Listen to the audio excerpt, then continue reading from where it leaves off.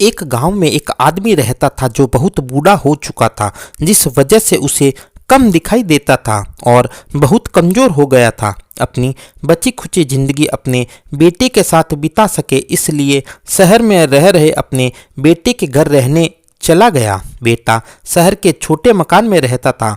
मकान तो उसका छोटा था, लेकिन उसके अंदर जो चीज़ें थी वो काफ़ी महंगी थी। उस मकान में बूढ़े का बेटा, उसकी पत्नी और उनका एक 5 साल का बच्चा, यह छोटा सा परिवार साथ मिलकर रहता था।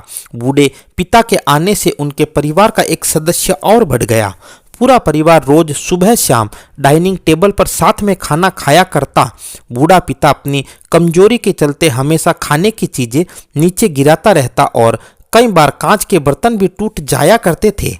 कुछ दिनों तक तो बहू और बेटे ने यह सब सहन किया, लेकिन बाद में वे बूढ़े से चिढ़ने लगे। एक दिन बेटे ने कहा, ऐसा कब तक चलेगा, हमें कुछ करना पड़ेगा। उसकी पत्नी भी इस बात से सहमत हुई। अगले दिन बेटा कहीं से एक पुराना मेज लेकर आया और घर के एक कोने में उसे लगा दिया और अपने पिताजी से कहा कि आप यहीं पर बैठकर खाना खा लिया कीजिए। उन्होंने एक लकड़ी का बर्तन भी बनवाया जिसमें वे अपने बूढ़े बाप को खाना देने लगे। अपने कांच के कीमती बर्तन बचाने के लिए अपने बूढ़े बाप को लकड़ी का बर्तन देने में उन्हें जरा भी शर्म नहीं आई। जब खाने का समय होता तो बूढ़ा बाप एक कोने में बैठकर खाता और बाकी का परिवार डाइनिंग टेबल पर खाना खाया करता।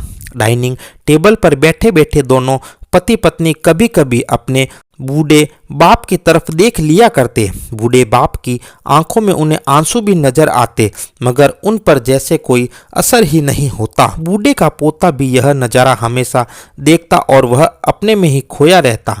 एक दिन जब पति पत्नी डाइनिंग टेबल पर बैठकर खाना खा रहे थे, तब उनका बच्चा जमीन पर बैठकर कुछ कर रहा था। उन दोनों ने बच्चे के हाथ में लकड़ी का टुकड़ा देखा, लेकिन उन्हें कुछ समझ में नहीं आया कि बच्चा लकड़ी के टुकड़े के साथ क्या कर रहा है। बच्चे के पिता ने उससे पूछा, बेटा आओ खाना खा लो, तुम नीचे बैठकर क्या कर रहे हो?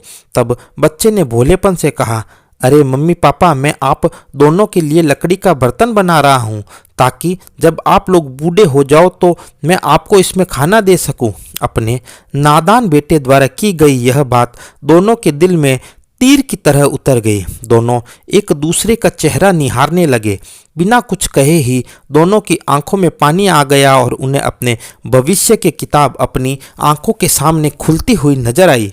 उन्हें समझने में ज़्यादा देर नहीं लगी कि अब उन्हें आगे क्या करना है। अगले दिन कमरे के कोने से वह पुराना मेज हट गया और बूढ़ा पिता और बाकी का परिवार साथ में मिलकर फिर से खाना खाने लगे।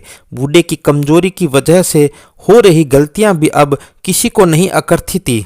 दोस्तों, यह कहानी हमें बताती है कि हर वह पत्ता जो आज हरा है वह कल सूखेगा और डाली से नीचे भी गिरेगा। इसलिए हमें अपने बड़े बूढ़ों का हमेशा ख्याल रखना चाहिए और हमें हमारे माता पिता और बुजुर्गों के साथ वैसा ही व्यवहार करना चाहिए जैसा हम चाहते हैं कि हमारे बूढ़े होने के बाद हमारे बच्चे हमारे साथ करें।